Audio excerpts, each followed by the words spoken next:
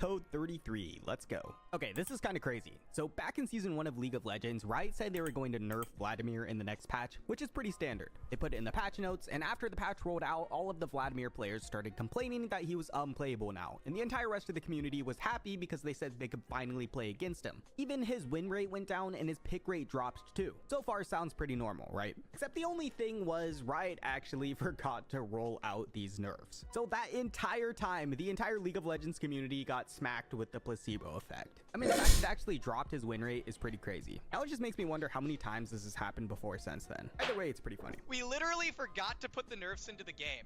They didn't get checked in, but they were still in the patch notes. And so everybody thought that Vladimir was nerfed. And his win rate literally went down, and people literally thought he was weaker, and people literally thought he was like bad and felt bad. It was a placebo nerf.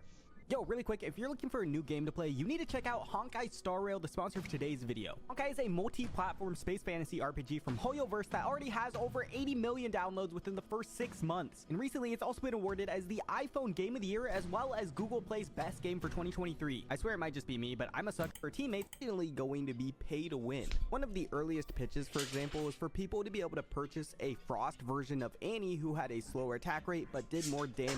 We're in this meeting and we're talking about Annie, how she's all built with fire, and we're talking about blue Annie, and she would use Frost. Maybe Frost Annie would have like a slower attack rate, but a little bit more damage rate, and we'd sell that.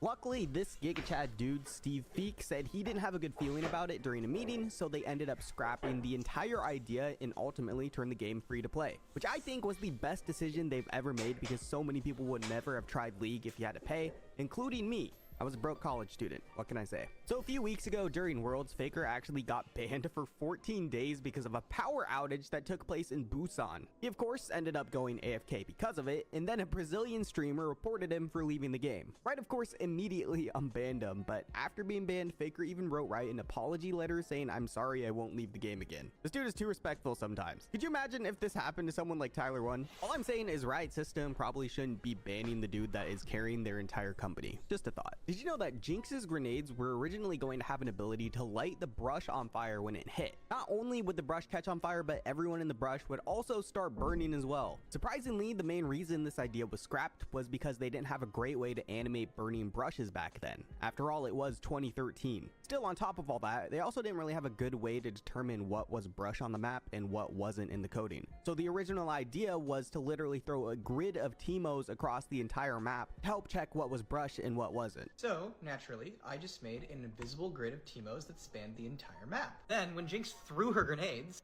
I would check for any nearby Teemos. In other words, we were this close to being surrounded by an army of invisible Teemos at all time. Also, this explains a lot about Riot's spaghetti code. The voice actor for the new champion Hui is Stephen Fu, and if his voice sounds familiar at all, it's probably because he's also the voice of the dubbed Song Woo from Squid Games. No justice, no revenge, only clarity. Anyways, here are some more facts about the new champion Hui. Hui is Dubbed?